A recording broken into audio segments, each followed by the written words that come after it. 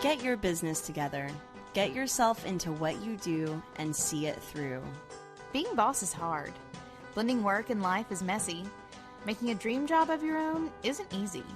But getting paid for it, becoming known for it, and finding purpose in it is so doable if you do the work. Being Boss is a podcast for creative entrepreneurs, brought to you by Emily Thompson and Kathleen Shannon. Hi, I'm Emily, and I own Indie Shopography, where I help passionate entrepreneurs establish and grow their business online by helping them build brands that attract and websites that sell. I help my clients launch their business so they can do more of what they love and make money doing it.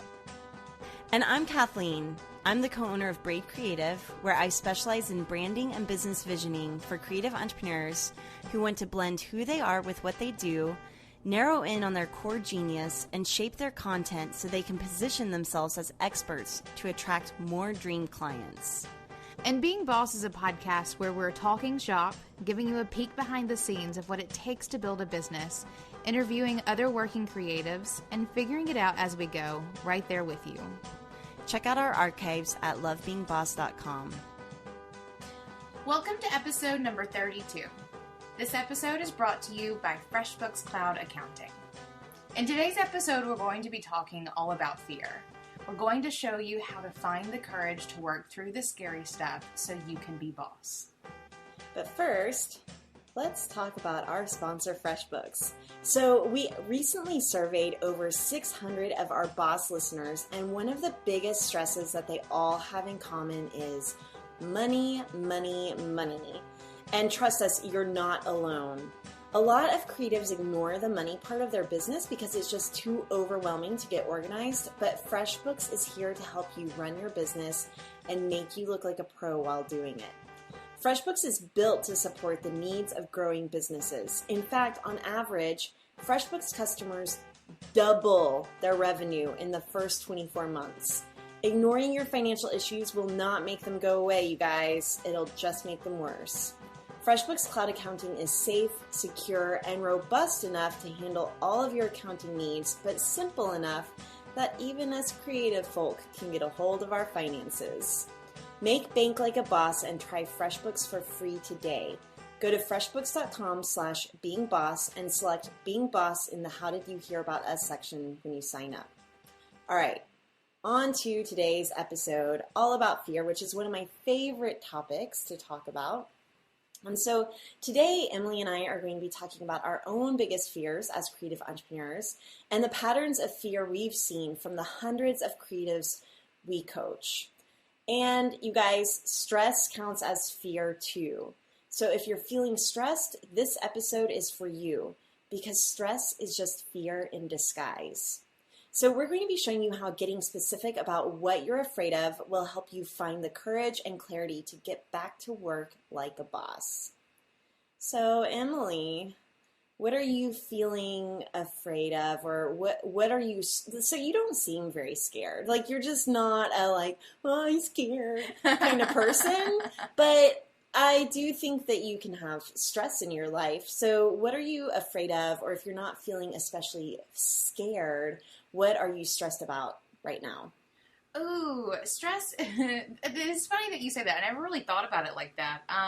But I don't really feel afraid of things, but I do get really stressed sometimes. And I'll have bouts of like sincere stress. So I guess at the moment, I'm feeling most stress in my life around buying a house. So we found out yesterday, like what we're pre-approved for, which is like many high fives went around, like, yay for building a boss business that supports my life.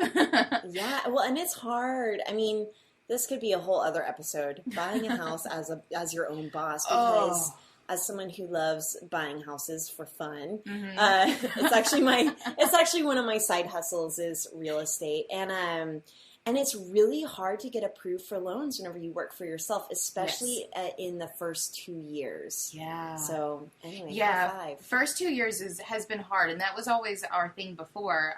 Is doing it within the first couple of years is super difficult, and doing it as a creative entrepreneur is just hard in general anyway.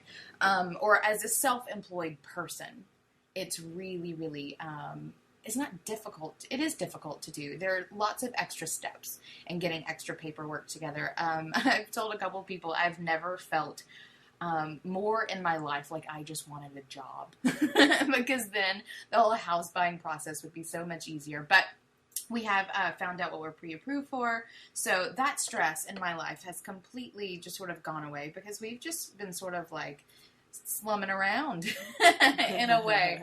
And I know every time we get together for recording an episode, I'm like, where are you? Yeah, I know. I'm always somewhere different, which has been a lot of fun. But it has created some stress in my life. Not having a place to put my toothbrush down has been a big pain point. I just want to put my toothbrush down and walk away from it, and it'd be fine. It's the simple things. Yeah, so it is. So soon that will happen. But so in life, one of a big stressor for me has been getting a house, but that's underway now. And in business, it's funny. We had our first real sort of business meeting yesterday, since before we left on our trip, because I was gone for between 40, 50 days, somewhere around in there. And Corey, who is my developer and client support guy, has been traveling the South doing drum corps. He's a drum corps teacher. So we've both been out of the studio a lot in the past 2 months. And so we were able to sit down and really look at all the things that have happened and the growth of being boss and the growth of indie shopography and a new thing that we'll be launching soon. And I think my biggest fear in my business right now is that we are growing too quickly. Or growing not too quickly, growing so quickly that I don't have the skills to keep up with it. Which is why I recently hired help. So, yeah, growing too quickly, I think, is my current fear, and it's a real one. Lots of stress. I feel you. Yeah. I feel you. So, what about you? You get stressed. What? I've seen it happen a time or two. What about you, Kathleen? You are known-ish around the online interwebs for being a pretty fearless bitch. Like you hiked Everest and you buy houses for fun. What are you I afraid wouldn't of? say that I'm fearless. I am very afraid all the time. I just work through it. I don't let the fear dictate what I do or don't do. But more recently, I have been feeling more afraid, and I don't really know entirely where it's coming from. I'm going to blame hormones, because I don't know. But I did that yesterday. I think my biggest fear right now is FOMO, which, for those of you who aren't in on the cool kid lingo, I'm not. Please tell me. FOMO means fear of missing out. And I think that for me in life, it stems from becoming a new mom. So I'm afraid I'm either, if I'm not missing out on watching Fox grow up, I'm missing out on business opportunities. So kind of having to choose, like really prioritize things and choose things because I can't do everything. And that's another thing, is that I've been trying to do everything and I'm starting to feel like I'm not doing any of it very well. So probably the same thing that you're kind of feeling as far as just growing too fast and not having the capacity to actually execute or keep up with all of it. But my fear of FOMO, missing out, is kind of, I think, whenever I dig a little bit deeper, is not knowing what to say yes or no to. I'm getting a lot of opportunities coming my way, especially as we grow the podcast and grow our businesses. I'm getting more and more opportunities. So even speaking gigs, which ones do I take? Which ones do I not take? Dream clients, but I mean, okay, another real fear right now, if I'm getting completely vulnerable, is we're usually booked out and have a waiting list going months out. Right now, we are 1 month into the second quarter of the year, or is it third quarter? I never know which. March, April, May, June. Third. You're 1 month into the third quarter. 1 month into the third quarter, and we haven't booked a new client yet for this quarter, which is, we've never experienced that. So right now I'm afraid that All right, well, this is whenever this like awesome streak of business just ends. And I hate even saying it out loud because, like, what if I'm manifesting or making it true? So, if any of y'all need branding, holler. No, but you know, it's funny because I was just telling my husband last night. I'm not working though. Like, I'm still busting my ass. So, I having faith in the fact that if you're busting your ass, you're going to see the benefits in your bottom line. I just have faith in that. So, I'm actually really not worried about that. But yeah, not knowing what to say yes or no to, especially when it comes to new opportunities. And then I don't have a fear of failure so much, but a fear of not hitting my goals. Or like, in other words, I'm afraid of never being Beyonce. You would. And then I've always been a pretty morbid person. I wrote my first living will and testament whenever I was 5 years old. I got very specific about my funeral and what music I wanted to be played and what I wanted to be wearing and what I wanted my tombstone to look like. But lately I've been feeling this like sense of urgency that life is too short. Mm-hmm. And then also, and we've even gone there before whenever we're coaching our own clients. I think you and I both have said this, like, we're all going to die, whatever. Yeah. So, but the dying thing, it's like, okay, we're all going to die, so just do it. But also, we're all going to die, so what's the point? I like wildly swing between those two concepts. Like, what's the point? And, well, I better just do it. Right. So those are my big fears right now. This is about to be a really heavy episode, guys. I know. I should have brought my life coach in on this one. I know. I was thinking a glass of wine, but okay.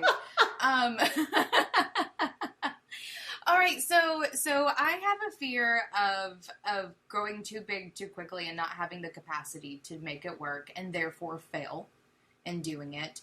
You have a fear of missing out, which is huge. And, I think something we all have a little bit. I mean, just earlier today, I was reading through some emails and a client was talking about how she, just says yes to everything that comes her way because she's, again, just sort of afraid of missing out on the next big thing. So it's something that we coach on, but we also deal with. Yeah. And we also, the survey that we did with all the people, a whole bunch of Being Boss listeners, like, really shedded a whole lot of light on, like, real fears for everyone beyond that. And let's go through some of those, because we have a good list of them. The first of which is money. Yeah, the money fears go deep. And yeah. One of the things I always say is money is energy. Right. And that's one of the ways that I've gotten a handle on the concept of money. Mm-hmm. But yeah, the fear of money, which is usually that there isn't enough or that there won't be enough, that it's going to dry up, that I can't pay my bills. Or that it's being misused. That's I think a common fear of people, especially like families where one person manages money and other people spend it. Are you the spender or the manager? Neither. How about that? So you don't spend or manage your money? I don't. David manages money. Wow. David pays all the things. Like, it's really funny. When we were on our trip, I did not get my wallet out of the car a single time. Like, David paid for all the things, and that's just sort of how it's become. If I don't have to think about money, like, I'll make it all day long, but I don't want to think about it. I'm in the same boat. I'm the same way, but I'm pretty good at spending it too. Good. So another fear around money is talking to clients about money. I think a lot of people are afraid of talking about money. Definitely. And so I think even conversations like this are good, where we're talking about money and our fears of money and our successes with money, because we're both pretty good at making money. Right. So I want to touch on the fear that there isn't enough. There isn't enough money. Yeah. That's where my money is energy mantra comes in. It is. And this is a mantra that I even repeat to myself constantly. Like, whenever I'm in a slump and not making money, then maybe I'm not putting energy into the right place. I mean, like, the money is energy mantra is genius, Kathleen. One of your best yet. High five. Oh, thanks. So right now, like with the braid clients, with our our third quarter going a little bit slow, and it's also summertime, and all of my friends that I've talked to are kind of going through a similar thing right now. That is a thing that I have always recognized in my business. The months of January, February, and July, August are always the 4 lowest months in income. Like, I can always usually pretty bet that I'm not going to book a client in July every year. Like, it's just sort of a thing. So don't be afraid. Right. No, so that's good to hear. And I think that's why it's important to talk about money. Yeah. And I think especially for women to talk about money. I know that we have guys and girls listening, but whenever it comes to talking about money, I think it's something that could serve all women to talk about a little bit more. So find someone you trust and talk to them about money. Yeah. And I'm talking specifics, numbers. But again, with someone that you trust. And so that's whenever I'm coaching my clients, I always ask them what their dream salary is. Mm-hmm. And they'll say $60,000 a year. Or one of them said $35,000 a year. Another said $250,000 a year. The number is different for everyone. And the way that you get to the number is by actually looking at your money. Mm-hmm. So I know that we're always talking about FreshBooks, but that's how I'm able to look at my money in easy to see charts. I also use mint.com on my phone, and so I can see what my budget is there. I know that you guys use You Need a Budget, YNAB. Yep, we use a lot of YNAB. And looking at things like that, like I just said, like I don't look at the money, and that's such a lie, because I don't manage it and I don't really even spend it that much. But I do at least once a week, like tell David, like, where are we at? Like, show me the money. Yeah. Basically, of where are we and how much we've made this much, how much we've spent, what the difference is, like, what do I need to do? Like, do I need to book another project? Can we hold off and just sort of hustle out our current projects at the moment? Knowing your numbers is super important, and there are tons of online tools to make it super easy for you so you don't have an excuse. So if you're feeling a fear or stress around money, try using the mantra, money is energy. Mm-hmm. So if you're saying things like there isn't enough money, or I hate money, or money is a necessary evil, replace the word money with energy. So then you would be saying stuff like, I hate energy. Does that make sense? No. Or there's not enough energy, which might be true, but then, okay, so for me right now, feeling a little spread thin, if the statement there's not enough energy feels true, then it means I need to focus my efforts. And if I can focus my efforts in a money-making area, then the money will follow. And then talk to someone that you trust about money. And so for me, I'm going to follow my own advice, and I'm actually going to sit down with my husband tonight and just kind of go over our finances and just see where we're at and what if we do have a slow month. And I'm going to sit down with my sister, who's my business partner at Braid, and just say, okay, where are we at? Because if they're not freaked out about it and they're the money managers in my life, then there's no reason for me to be freaked out. It's just that I'm not looking at it. That is so true. Whenever we were on our trip, the first 2 weeks, I felt like we were leaking money. Like, I felt like we were just sort of spending it. And I was a little stressed out because we had no idea how much it was going to cost to travel the country and do all the things that we were doing. And I was feeling super stressed out about it, to the point where one day I was like, I need us to look at the budget, David. Like, what is happening? How much are we just leaking? And we looked at it, and we had spent considerably less than I had expected, or that we usually would in a given month, like by that point. So just another one of those ways how looking at the numbers can help you deal with stress that may be completely unwarranted. All right, let's talk about another fear. Another biggest one that comes up all the time is the fear of failure. And I have a hard time relating to this one. I think you do too, Emily, because we don't really frame up our failures as failures. We frame them up as learning experiences. Yes. And I think everyone knows that by now. I feel like enough brilliant people have talked about the fear of failure and learning from failure and how failure is good. It means you're growing, blah, blah, blah.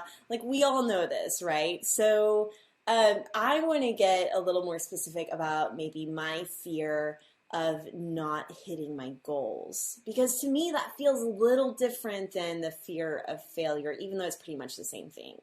So coach me through that, Emily. Well, it's putting a cap on your goals. Like, oh, launching a website, for example. If you just want to launch a website, you launch a website. High five, you made it. If you want to launch a website and reach, 150 people in your first day, which for newly launched websites, can be a lot for a new website. Reaching those goals that you set on launching a website can make you feel really down when you did the big job of launching a website. So thinking about your goals in terms of numbers can definitely shift your perception of success and failure.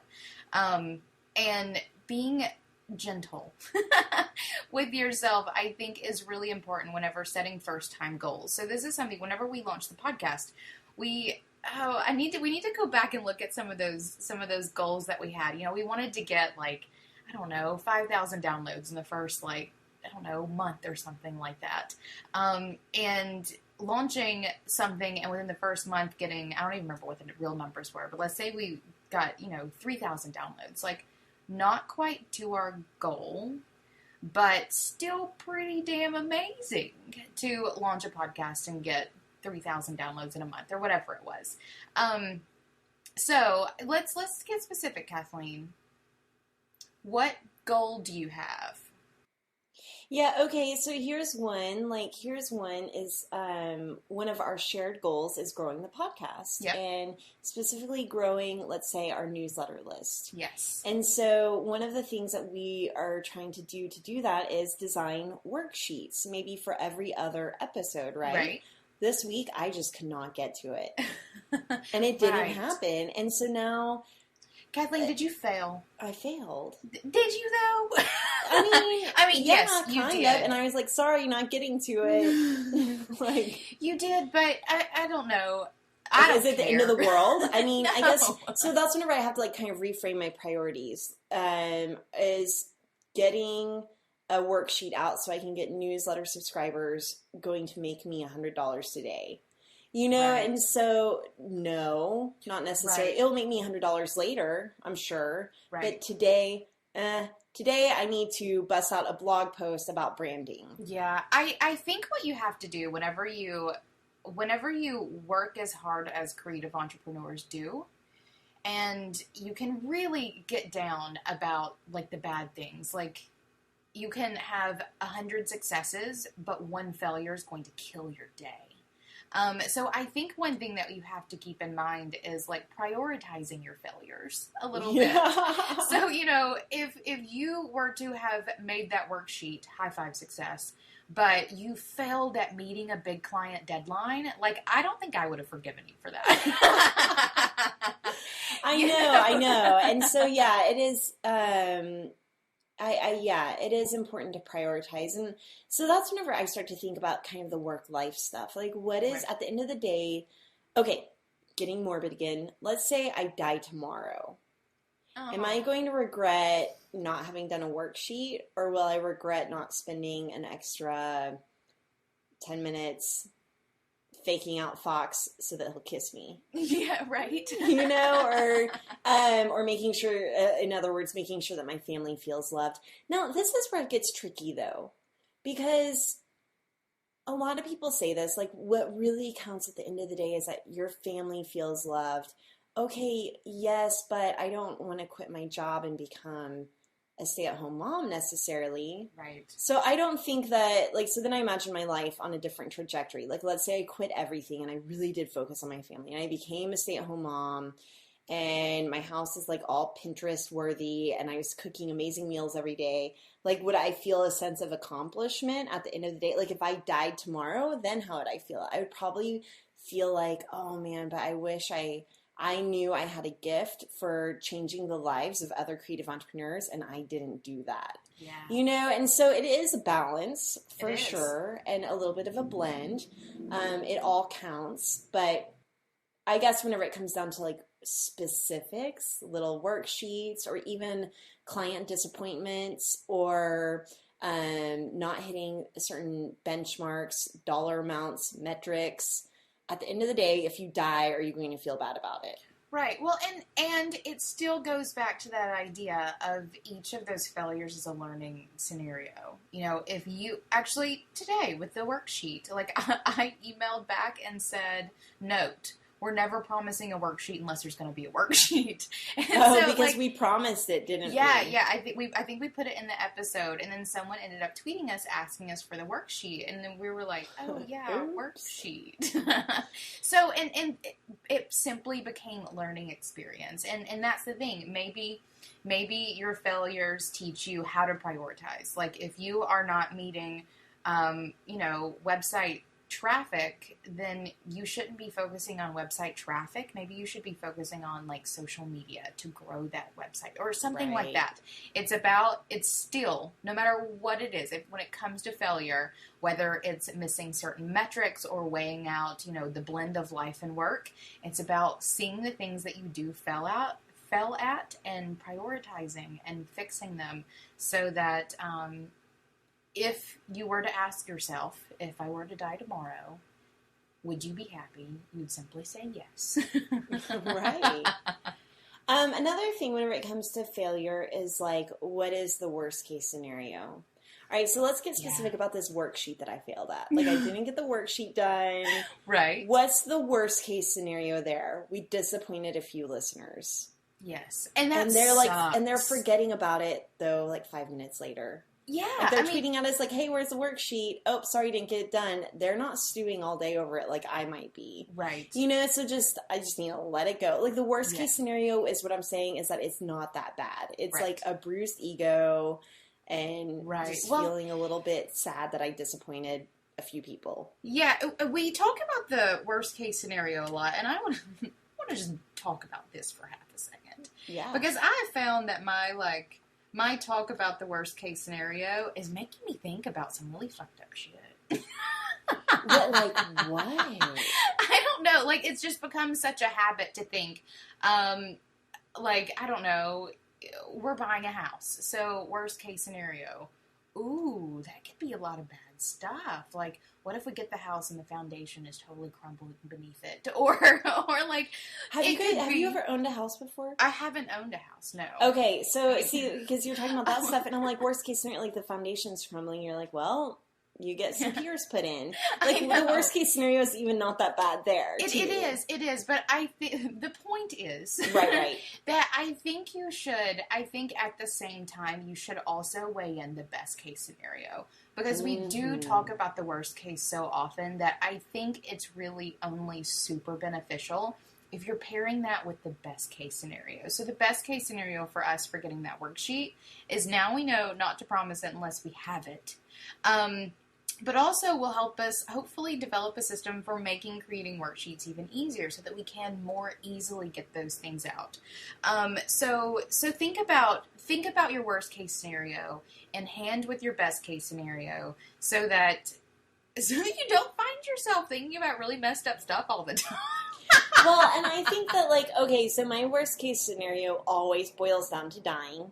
Right. Like, my absolute worst case scenario is that I die. But then the best case scenario for, I don't know, launching a new project or taking a risk and saying yes to something that might spread me thin a little bit is that I become a bajillionaire. Or the best case scenario is that I make a lot of really great contacts and really great friends and I'm able to grow as an individual or as a business. So looking at best case scenario and worst case scenario as far as like what to say yes and no to for me is huge. And they're both at the far ends of the spectrum. So usually the truth you're going to find yourself somewhere happily in the middle. But it's kind of like, okay, let's say before we started this podcast, if we had looked at the worst case scenario, it was that we got 0 listeners and maybe we quit after a few episodes. Right. Best case scenario is that we get dozens of emails a day saying, you've helped me quit my job, you've helped me bill like a boss, you've helped me get over my fear of money. All these things that we're actually getting emails about. Right. That's the best case scenario. Sometimes it ends up being better than your best case scenario, yeah. Which is a total possibility as well. So yeah, the fear of failure deal with it. It's like my best piece of advice, because failure, it's important. It's necessary. You are going to fail. Lily yesterday was jumping off the diving board into the pool and like hit her head.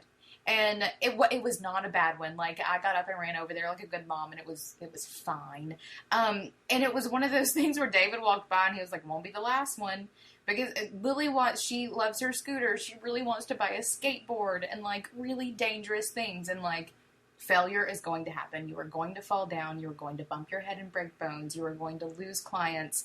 You are going to have customer service nightmares, and your website is going to, I don't know, crash one day. Like, those things happen.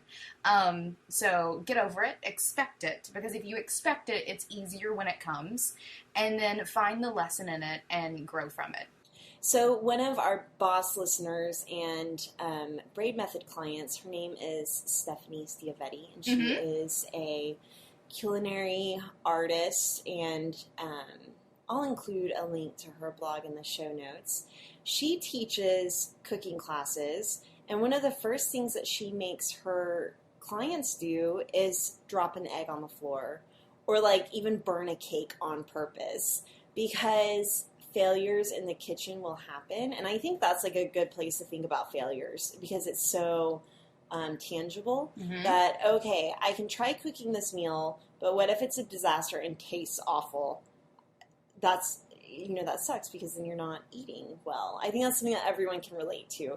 And she's like, it's going to happen, but it shouldn't keep you from cooking in the kitchen. So she makes them break an egg on the floor, burn a cake on purpose, just to show it's going to happen. It's not a big deal. You can move past the failure. Yeah, definitely. So, yeah, a tactic for our listeners, go throw an egg on the floor.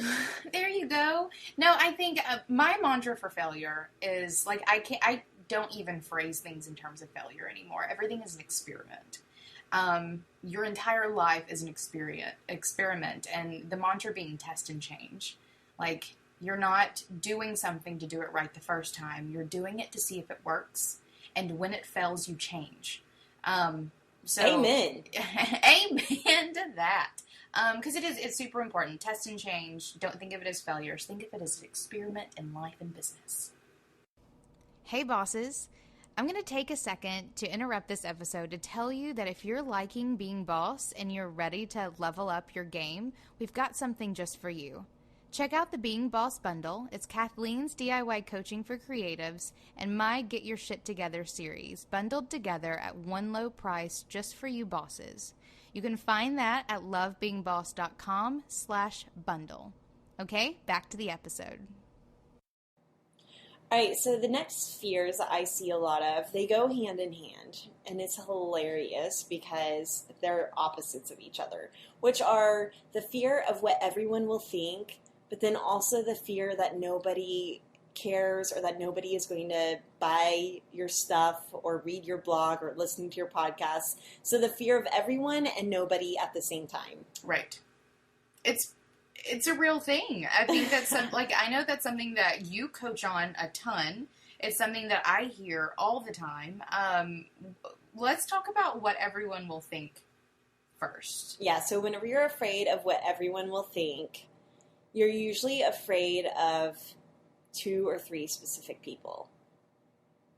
Oh, and you are, aren't you? Huh. Yeah. So if you're afraid of what everyone will think, which has happened to me, like whenever I'm writing a post, I'm like, oh, but what will everyone think if I write this? The challenge is to name 5 specific people that you're actually afraid of their response. And so mine one time, I was afraid of like what an ex-friend might think of a post that I was writing. And I was like, why do I even care what they think? So as soon as I could get specific about who I was actually afraid of, I was able to keep moving and just get back to work. Good. And then I found that whenever people can't name someone specific, they're like, I don't know. It's just like, in general. Like that's just an excuse. Then they're just, using the fear of what everyone will think as an excuse to not really live their most authentic, badass self. Yeah, I think that's probably the one that I find myself in the most. Really? Yeah, is that like, okay, for example, I want to Periscope. And for some reason, I just can't make myself really do it yet. And I don't know why. And I think it's like what everyone will think. But I also could not name a single person. Like, it is totally just an excuse. Whatever. I'm totally periscoping later. Join me. Oh, I've done like one. And it was, okay, so I was periscoping. I think I was at the zoo and there was this beautiful butterfly garden and I was periscoping some butterflies. And someone was like, show me your boobs. And I was like, what?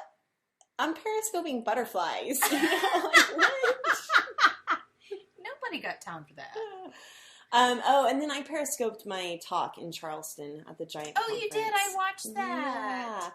Yeah. But it's funny because my husband was periscoping it, and then it gives you the option to upload the video, so it's always there. And so he started to do it, and he's like, I don't need to do this. And then he shut it down. Oh, so only like half my talk is on there. I should probably take it down anyway, because I'm actually giving that talk a lot more this year. There you go. Well, yeah, I think the fear of what everyone will think usually does just end up being an excuse. So, like, I like the idea. Just sit down and think of names. And if you can come up with names, really think about what that person would actually think, and if it really matters about what you're doing.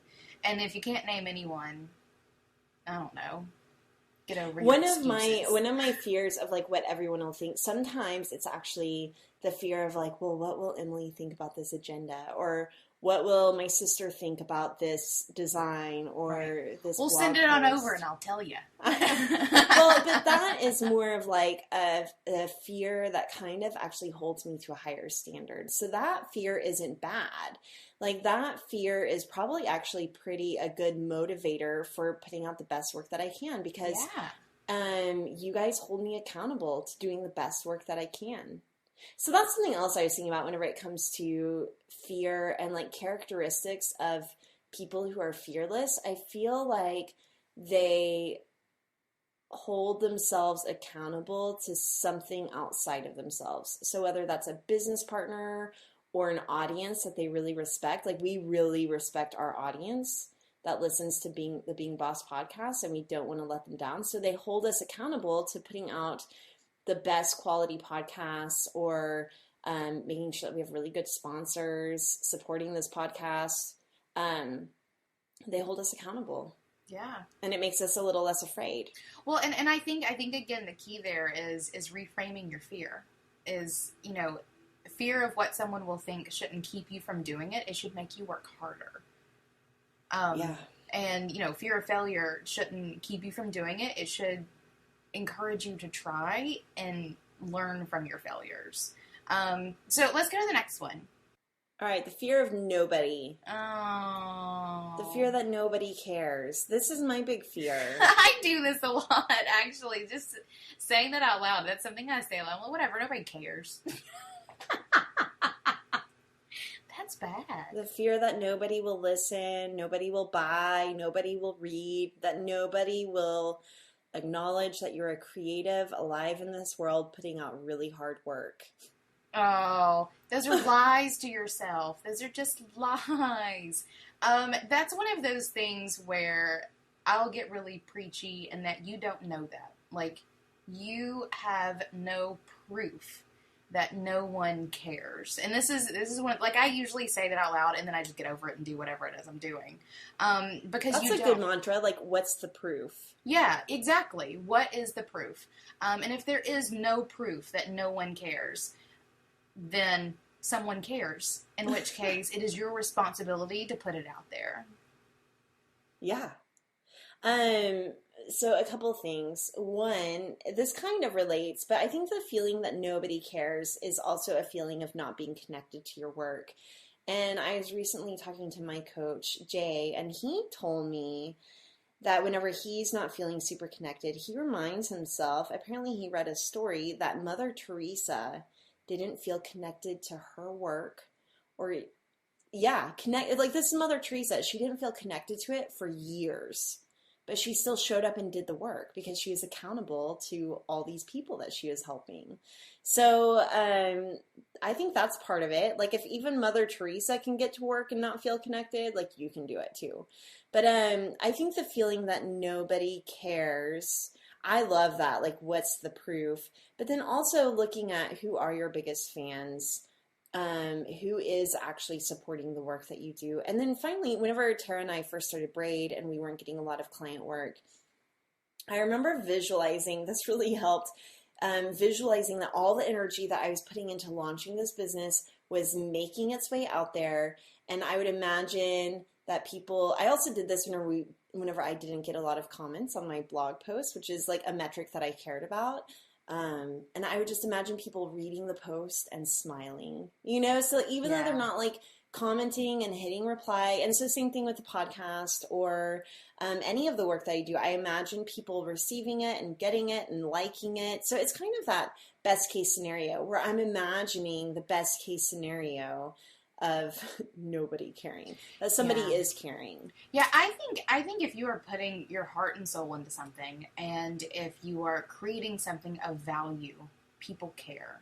And if you're not getting the response that you need, it's because you're not packaging it right, or you're not positioning it correctly. One of my favorite, Being Boss podcast stories is whenever we did our interview with Paul Jarvis. And he was saying that, or maybe I listened to this in something else he did. I don't remember. Paul Jarvis said this.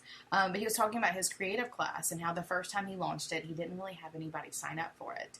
And all he did was repackage it. He relaunched it. And at this point, I think he's had over 1,000 people sign up for his creative class, which helps freelancers do business, which is huge. So if you are hearing crickets, if you do have some proof that nobody cares, try repackaging it and repositioning it and making sure the people who should care, because it will help them, are hearing about it. Because test and change, you're not going, or the chances of you getting something right like that the first time is pretty slim. Sometimes it takes people years to launch things. J.K. Rowling in the Harry Potter books, she's sent out hundreds of letters to publishers to get Harry Potter published, and most of them turned her down for many reasons. And now it has amusement parks. People cared. And actually, I think overarching here is that you care. And if you care about the content that you're putting out there, that's proof right there that someone does. You just have to find people who share your vision. Amen. Amen. All right. So one of the last fears that I want to talk about is the fear that you're going down the wrong path. So this is one that I'm seeing a lot lately, and I want to explore it a little bit more. And maybe it's even a fear that I'm starting to have with that fear of missing out. So the fear that you're going down the wrong path, I just got an email today from someone who subscribed to the Braid newsletter. And one of the things I do in that autoresponder is say, hey, hit reply and let me know what one of your current stresses is. And hers is that she's in her 4th year of psychology at a university, and she's afraid that she's not tapping into her more creative side. So I think that what I would tell her, and probably most people, is that all the experiences that you're collecting along the way down your path are experiences that will help shape your unique offerings or your unique position to the rest of the world. And then another thing I want to say is that there aren't multiple paths. You're just one person, so your path is your path. That's it. I think that you can maybe not like the scenery on your path. So, hey, guess what? You need to put one foot in front of the other and keep walking until the scenery changes.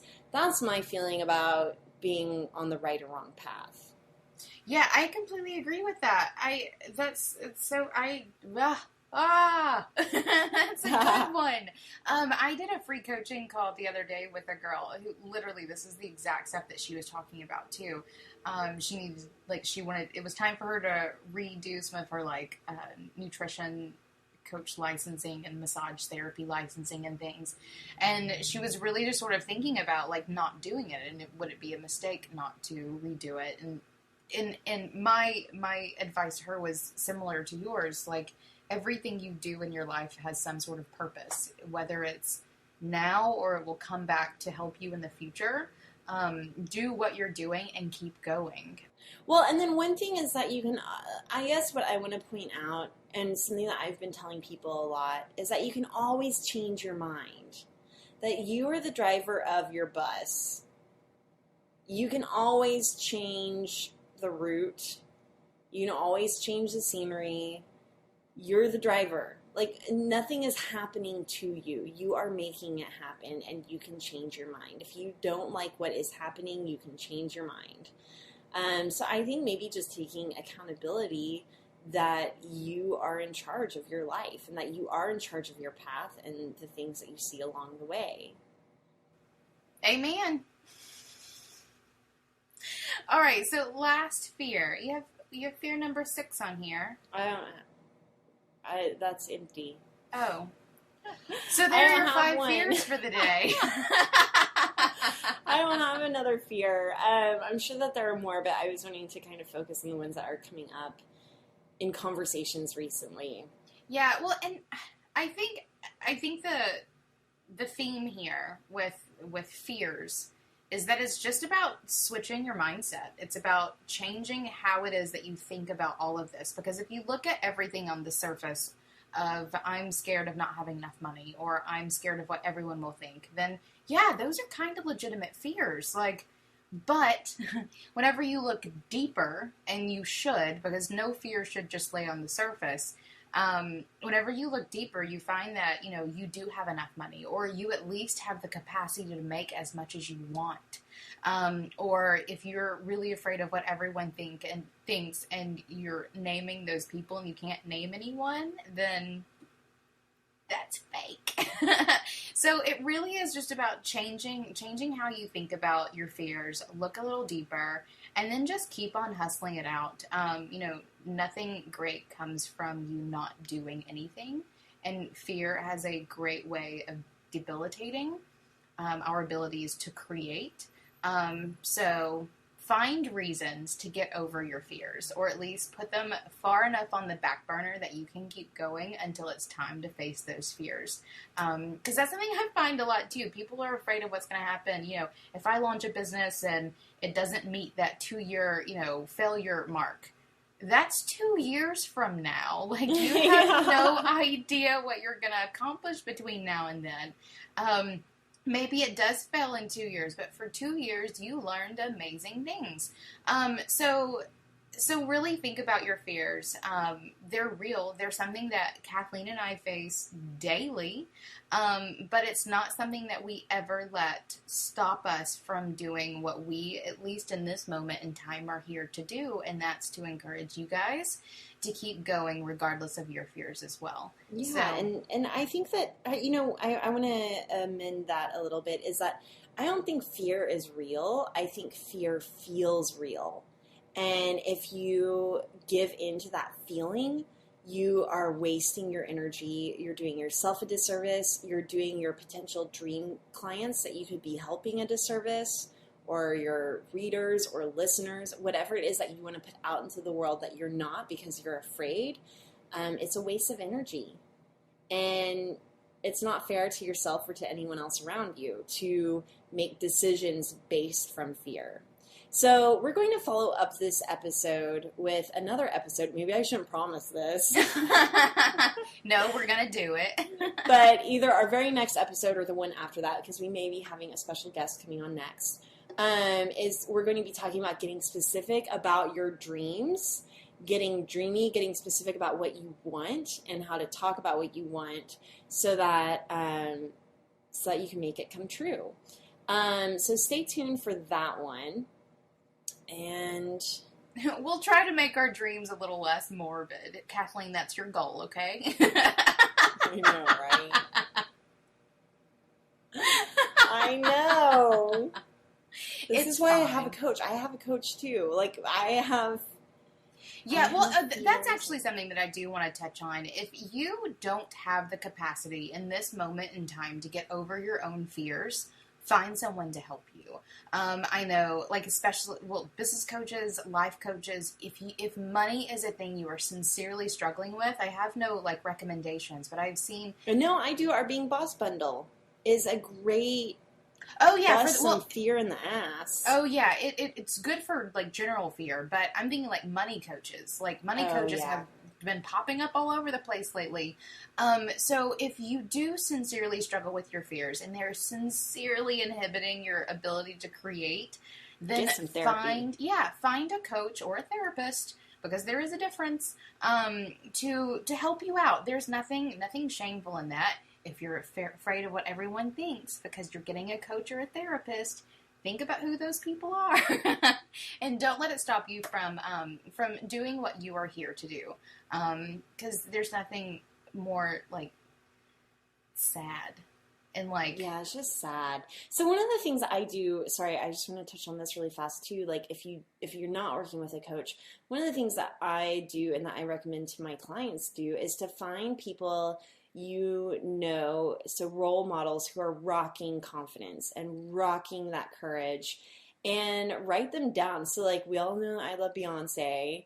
So sometimes when I'm feeling stressed about kind of balancing work and life, I'm like, what? Beyonce has a kid and a husband and an awesome career, so I can do it too. Find someone that you respect and admire and write down all of the characteristics that they have and just hold them in mind, like as your patron saint of whatever. So for me, it's Beyonce is my patron saint of badassery. And if I'm starting to like get down or get kind of indulge in my fears, I think, well, what would Beyonce do?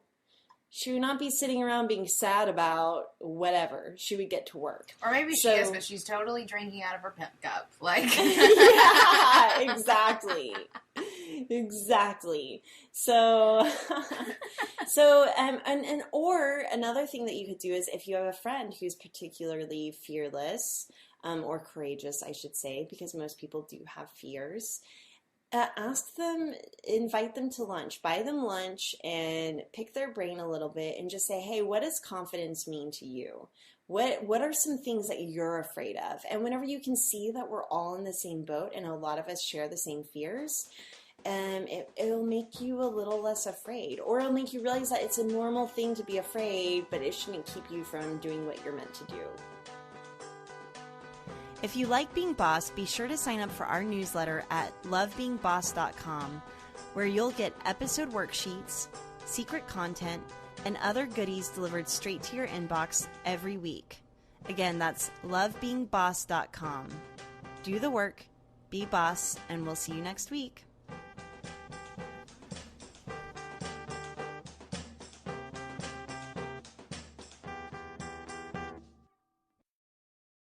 and then, there's something else I wanted to add to that. What was it? Damn it, I hate when I forget what I'm saying. I don't remember. Damn it! I do it all the time. Cut that section out, Corey. Have you been meditating? I have been. I've been going on my grandmother's back porch, which is like a jungle in the South. It's hysterical and amazing. And I've been doing yoga and meditating to the cicadas. Oh, really I nice. like that. Really Well, nice. I was forgetfulness is one of those things that meditation can improve. Yeah, well, which maybe, I need. Big I time. know my forgetfulness is. I don't blame that on hormones too. Let's just blame everything on hormones.